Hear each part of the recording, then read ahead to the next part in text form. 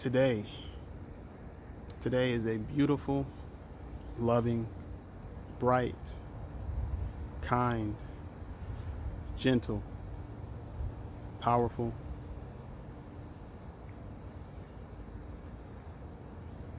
a magnificently awesome day. Why is that, you might ask? I woke up this morning and was getting into my routine that I have to start my daily practice. And right before I started to meditate, I was overcome by a wave of emotions. And it was as if something was triggered inside of me on the thought or the memory of my beautiful mother, who's been in spirit for almost 3 years. The thought came of just how much she loved me and how much she sacrificed to make sure that I'm here and I'm doing what I'm doing today. My pops passed when I was 11. That was over 20 years ago. And she was both mom and dad for me for the majority of my life. And recognizing, the older I get, the more experience in this beautiful thing called life that I continue to gain each and every day, with the infinite amount of opportunities to continue to learn and to feel and to be. One of the things that has been most evident for me in that transition and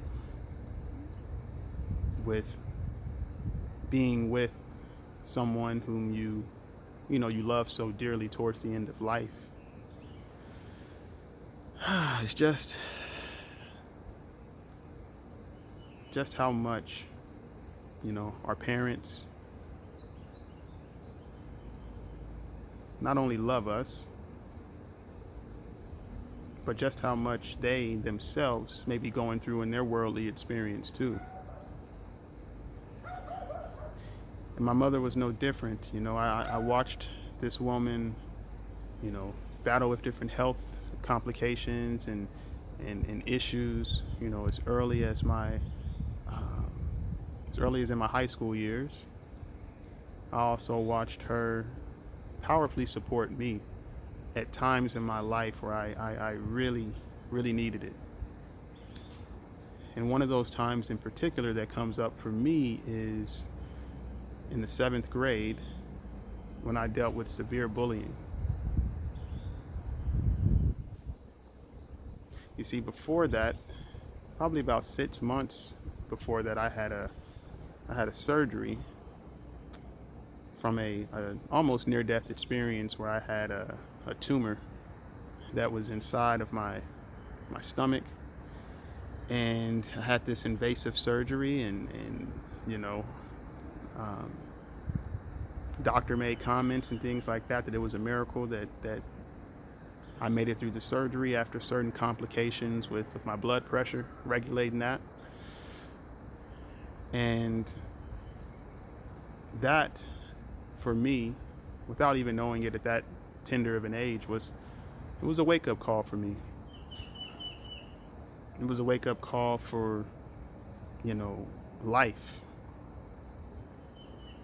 And even at an unconscious level. And shortly after that, I had started the 7th grade, and I was, in a place where I was still recuperating and I was recovering. I was not only recovering from this surgery, but I was also in a place where my pops had passed some months before that. And though I didn't know it, I was emotionally processing that to a very deep level at that time too. So I had both of these different aspects that were present for me, the surgery, the emotional process of pops. So you think about the body on a physical level, and then you think about the emotions, And then I was starting 7th grade and dealt with a lot of bullying. I had some really dark moments. I was really hard on myself. I felt like I just, at certain points, I felt very depressive and didn't even know if I was sure I wanted to live, if I'm being honest. And she did something for me that I truly do believe played a really big part in, I would say to an extent, saving my life. We moved to a completely different school district, school system. That was a big sacrifice that she made, um, to go from one place that was, within maybe 25-minute drive of her work, to moving to another place that was nearly 45, 50 minutes. So we're talking about double the amount of time. And she did that for me. She did that because she desired to support me and to help me and to place me in an environment that was more conducive for me. And I think about all the beautiful sacrifices and all the beautiful things that she did, not only while she was alive, but I think about all the beautiful insights and the gifts that she's left with me since her passing. Not a day goes by where I don't think about her, I don't see her, I don't feel her energy around me. And I'm so grateful. I'm exceptionally grateful for both of these experiences, the experience of my mother and my father being in a different dimension, and being able to be present from a younger age up to now with the emotions as they come and as they came from those processes. And one of the things that I recognize and I'm very thankful for and extremely grateful for is this aspect of being just present with whatever is coming up and with what I'm feeling. And right now,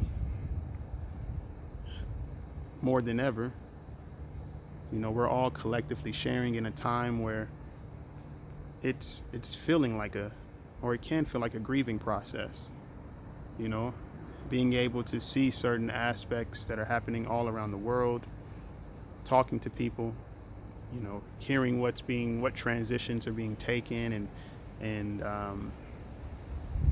how drastically some people's lives are changing in this particular moment through this time.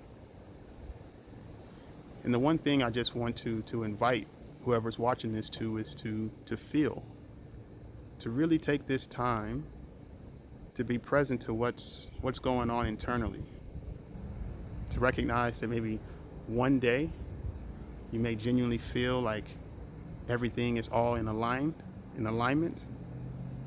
and the next day things may come up.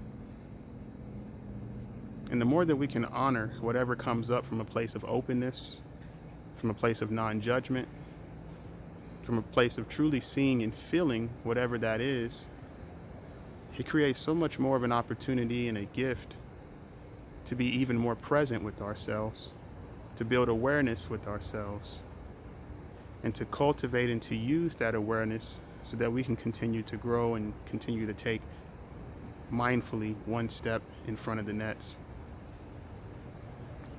I'm grateful for you. I'm sending love to whoever it is who is viewing this. Peace, joy, gratitude, compassion, light. The more that we collectively embrace those together, the more we as a collective will continue to rise and continue to grow from this experience. All love.